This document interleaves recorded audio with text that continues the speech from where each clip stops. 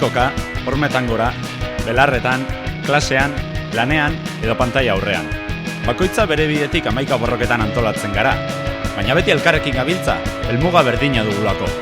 Gure helburua eredu berri bat eraikitzea da, Euskal Herri berri bat. Eta orain, iritsi da unea. 3 egunez bide berean batuko ditugu indarrak. Faxista eta diruzaleei Gaztelu Urrikararen indarra erakutsiko diegu 10 urtik garazera bidean. Zu ere, lotu independentziara.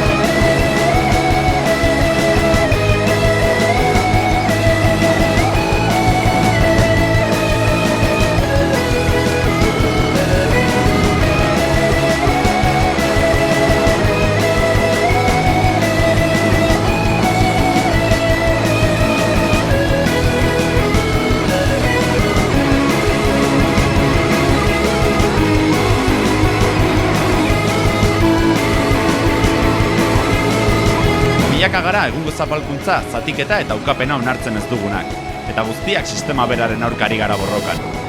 Beraz, eman dezagun urrats berri bat, eta elkartu gaitezen alternatiba beraren alde. Lotu gaitezen independentziara.